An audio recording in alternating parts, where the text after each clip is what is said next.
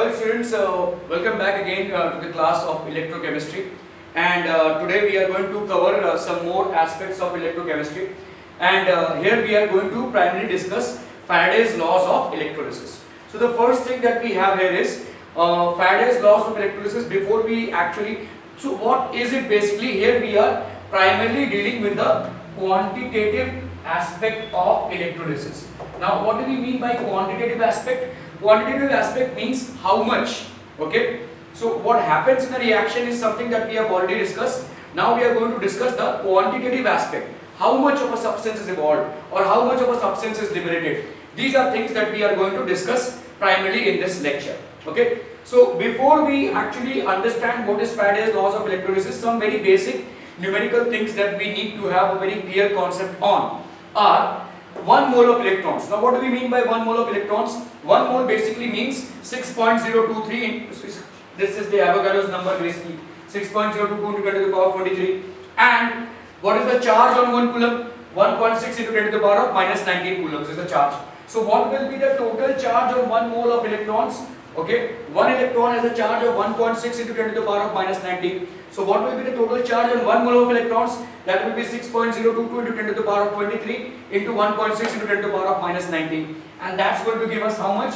96500 coulombs. Okay, so this will be the total charge that will be there in a 1 mole of electrons. Now we are going to consider what is happening basically in electrolysis. So basically this is an electrolyte in which 2 electrodes are dipped. Okay, and when 2 electrodes are dipped, obviously one acts as the cathode and the other acts as the anode. So when one acts as the cathode, what happens? The cathode in electrolysis, the ions are formed. The cations move towards the anode, the anions move towards the cathode. Okay, so the anions will obviously move towards the cathode and the cations will move towards the anode. Now, how do we? So basically, here things are getting deposited, right? Whether they are in the form of a gas, whether they are in the form of a solid, they are getting deposited at these places. How do we calculate the amount of a substance that has been deposited? For that, we will have to follow Faraday's laws of electrolysis. Now what Faraday observed is that when electrolysis happens, the amount of substance that is actually depositing in any of the electrodes is directly proportional to the amount of charge that we are able to pass through in the process of electrolysis. So now this is very clear. So the more is the amount of charge that we pass during the process of electrolysis, obviously the more is the amount of substance that gets deposited. Okay, so this is something which is very clearly understood. Now what is charge? So what is Faraday's first law? The amount of a substance liberated at an electrode is directly proportional to the amount of charge passed.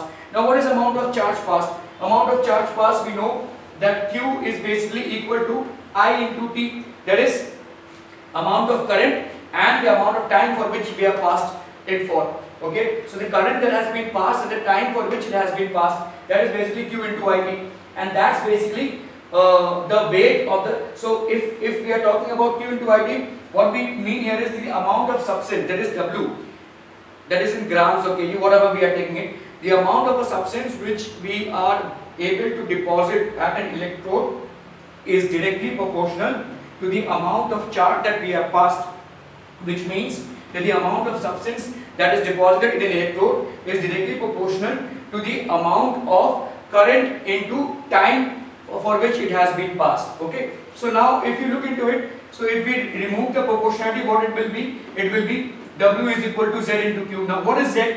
Z is basically an electrochemical equivalent.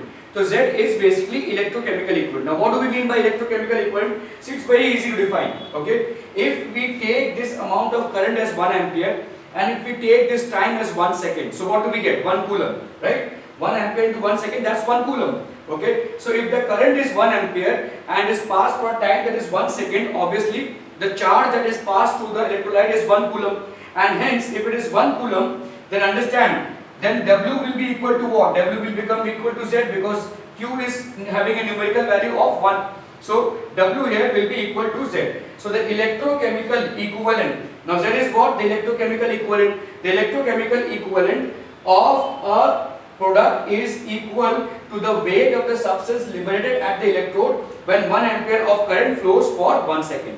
is equal to the weight of the substance liberated at the electrode when 1 ampere of current flows through it for 1 second. Okay, so that's how we will calculate the weight of the substance that is liberated at an electrode when 1 ampere of current flows through it for 1 second. Is this clearly understood? You can take a snapshot of the same and we will proceed to more concepts about this.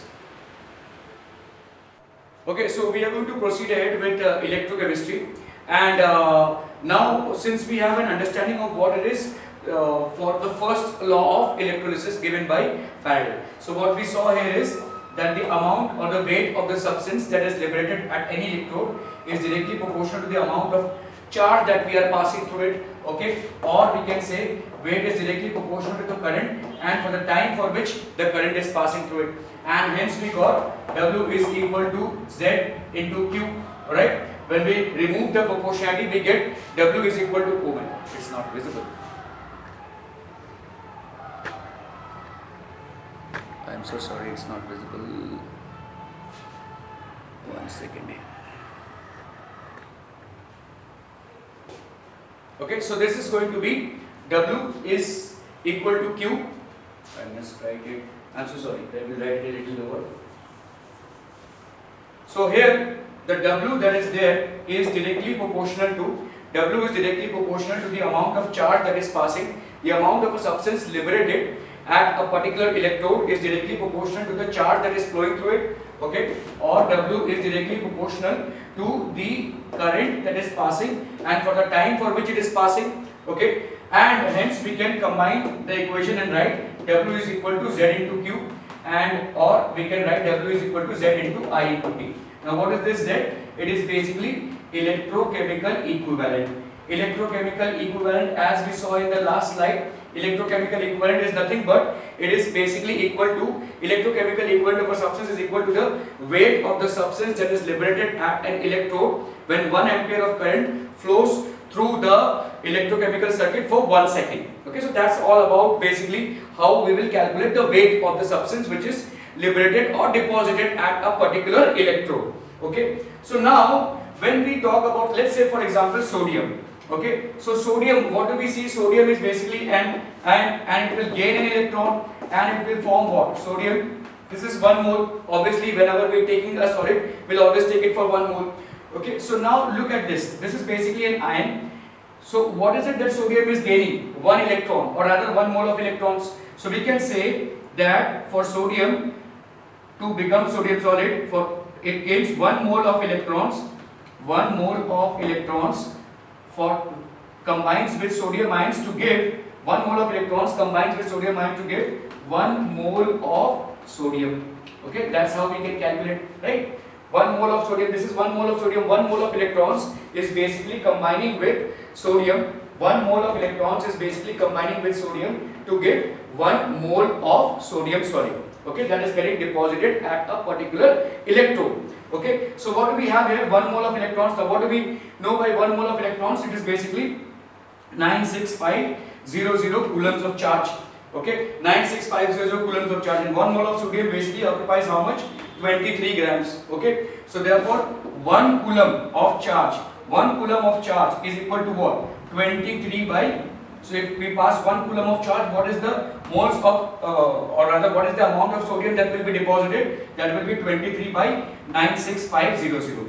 This weight will become the electrochemical equivalent. If you look at it closely, what is it? We said that when 1 coulomb of charge is passed through an electrolyte, the amount of substance that is deposited in an electrode is basically its electrochemical equivalent, right? So this is what, see, 1 coulomb of charge is getting passed, so the amount of substance that is liberated will become the electrochemical equivalent. So this will be the value of Z, or rather electrochemical equivalent for sodium. Now what we can do here is we can also write it in this form. See, pay attention closely. We can write it as 96500 into 1. Can we? 1 makes no difference. Now why are we writing this n, or rather 1 here?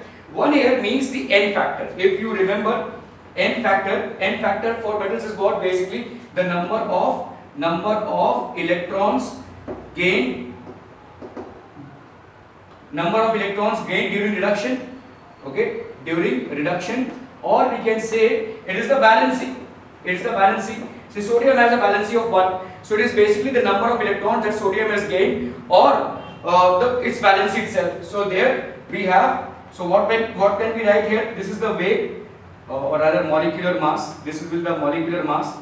If we consider this will be 96500 into the n factor, right? So this will be the amount of charge that will be required. So this will be the value of Z. Molecular mass upon 96500 into n factor. Clear? Is this clear? Clear? 1 mole of electrons, 1 mole of sodium. Is this absolutely clear? Okay.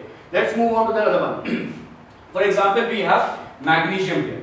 So let's say we are carrying on electrolysis for magnesium chloride. So obviously we know that magnesium will gain 2 mole of electrons, okay, or rather 2 electrons to pass on or get deposited at the electrode as magnesium solid. Okay, so now understand this equation. How many moles of electrons is magnesium gaining? So the same thing we can write for magnesium as well. So here we can write 2 mole of electrons. 2 mole of electrons are required to deposit 2 moles of magnesium. 2 moles of magnesium at an electrode, or rather the cathode, where it will get deposited, right? It will gain 2 electrons and will get deposited at the cathode. So 2 moles of electrons are required to deposit 2 mole of magnesium. Now we know for a fact that 1 mole of electron has a charge of how much? 96500. So 2 mole of electrons will have a charge of how much? 2 into 96500. That will be the charge, coulombs of charge. Okay, that will be required to deposit 2 moles of magnesium. Now what is magnesium? Basically magnesium is having an atomic weight of 12. So here magnesium means 12 into 2, that is magnesium will have atomic magnesium has an atomic mass of 24, right? We know that magnesium has an atomic mass of 24. So if we consider this 1 coulomb, this will be 24 by 96500 into 2, correct? This will be the amount, and this will be the value of Z that we have for magnesium. So again, if you see Z, what is it? Z here is how much? The molecular mass of magnesium upon 96500 into the n factor of magnesium, which is 2. The n factor of magnesium is 2. Okay, so we can calculate in this way. So if you look into it, Z is basically molecular mass for 96500 into NF, right? This is basically the amount of electricity that is, or rather this is the value of Z. When 1 coulomb of charge is passed, what is the amount of a substance that is getting deposited? When 1 coulomb of charge is passed, what is the amount of substance that is getting deposited in a particular electrode? Okay, you can take a snapshot of the same. Okay, so what we saw in the earlier slide was that molecular, or rather the chemical equivalent, electrochemical equivalent, okay, the electrochemical equivalent is basically equal to the molecular mass into the atomic mass upon 96500 into the n factor. So this is something that we have already seen, and we have already considered examples of sodium, and we have also considered examples of magnesium as well. So what we now need to understand is how to apply this. Okay, so there are certain things that I am going to share which will make your numericals a little easier. Okay, how do we basically? So look at this. See, molecular mass upon n factor. Molecular mass upon n factor is basically equivalent to equivalent weight of a substance. We know that equivalent weight of a substance is equal to molecular mass upon the n factor. So what can we write here? Z can also, the Z, that is electrochemical equivalent, can also be written as, this is equivalent weight upon 96500 into 96500. So Z will be equivalent to equivalent weight upon 96500. Okay, so molecular mass upon n factor will be the equivalent weight upon 96500. Z will be equal to equivalent weight upon 96500. Correct? Is this understood basically? Okay. So equivalent weight will be equal to molecular mass upon n factor, that will be equivalent weight upon 96500. Now how do we calculate Z? What else are the methods to calculate Z? So Z can be also calculated as, if you look closely, molecular mass So this is basically what? See, we know that the weight of a substance that is deposited as per Faraday's first law of electrolysis will be equal to Z into Q, or rather it can also be equal to Z into I into T. Correct? Okay. Now what is Z? We know that Z is basically the molecular mass of the substance or the atomic mass, whatever is applicable, upon 96500 into n factor into this will be I into T. This will be weight. So the weight of the substance which is basically deposited at any of the electrodes will be equal to the mass of the substance into current into T upon 96500 into the n factor. Now we know that this molecular mass, if it comes here, what will it become? The number of moles of the substance. So if we were to calculate the number of moles of the substance, this will become that, right? It will be equal to the current into time, that is charge passed, 96500 into the n factor, correct? So this is what? Number of moles of a substance is equal to Q by 96500 to n factor, right? Number of moles will be equal to Q or 96500 into n factor. Clear? Is this understood? Okay. So number of moles basically is weight of the substance upon molecular weight of the substance, I into T, 96500 into n factor. Clear hai? Okay. So now what we can say here is, if you look into it, obviously this will be something that will be more or less constant, the amount of current that is passed and for what amount of time it is passed. So this will be more or less constant.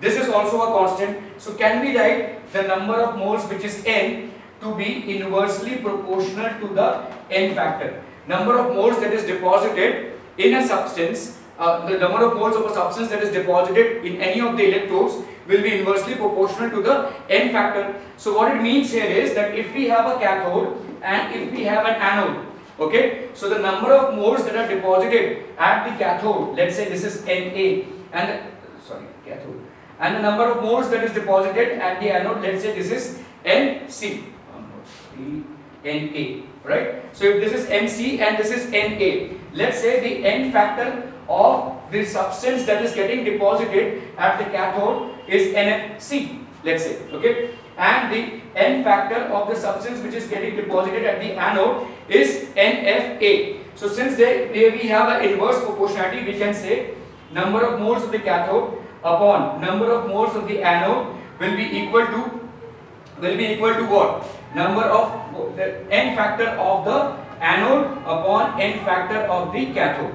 Okay, so number of moles of the cathode by number of moles of the anode will be equal to the n factor of the anode by the n factor of the cathode. Okay, so this is how we will basically correlate to different things that are possible from the first law of electrolysis. Now we will consider certain examples or rather certain numericals which will clarify this concept further. Okay, so these will be easier numericals. We will consider tougher numericals a little later. Okay. Okay, so we have here a solution of copper sulfate. Okay, this is basically a problem. We have here a solution of copper sulfate, that is electrolyte, for 10 minutes with a current of 1.5 amperes. What is the mass of copper deposited at the cathode? So very simple numerical that we can deal with. Okay, so what is basically here the amount of current passed? So we all know that what is the amount of current passed. Okay, how to calculate what is the total charge that will be there? The total charge that will be there will be equal to I into T, right? The total charge will be I into T. The amount of current that is passed, is 1.5 amperes. And for what time is it passed? The time here is basically 10 minutes. So the time here is 10 minutes, which basically means 10 into 60 seconds. So this will be 1.5 into 10 into 60 seconds. So this will be how much? 15, 6 90, and then we have another 0, and then we have another. So there are two zeros for this one, 15, 6 90. So this will be basically 900 coulombs of charge. Okay, so we have here 900 coulombs of charge. Okay, how do we adjust this? Now here we know by the reaction of copper, Cu, okay, this is basically Cu2 plus, this gains 2 electrons, and it becomes Cu S. Okay, and we know that the molecular weight of copper or atomic weight of copper is 63.56 grams. Okay, the molecular weight of copper is 63.56 grams. So how do we adjust this? So look at this. So basically we need 2 mole of electrons are required to deposit. 2 moles of electrons are required to deposit 63.56 gram of copper. 2 moles of electrons are required to deposit 63.56 grams of copper. So how much will 2 moles of electrons be? The charge on 2 moles of electrons will be 2 into 96500. Okay, 2 into 96500 coulombs of charge is basically required to deposit 63.5. So deposit 63.56 gram of copper. So therefore 1 coulomb of charge. Okay. What is the mass of the copper deposited at the cathode? So what is the mass of the copper deposited at the cathode? This will be 1 coulomb of charge. That will be 63.56 upon 2 into 96500. That's the 1 coulomb of charge that is depositing across the cathode. Okay. So 63.5 upon 2 into 1 coulomb of charge. Now how much of charge are we passing? 900 coulombs. Okay, so how much of 900 coulombs charge will deposit? So 900 coulombs of charge will deposit 63.560 into 900 by 2 into 96500.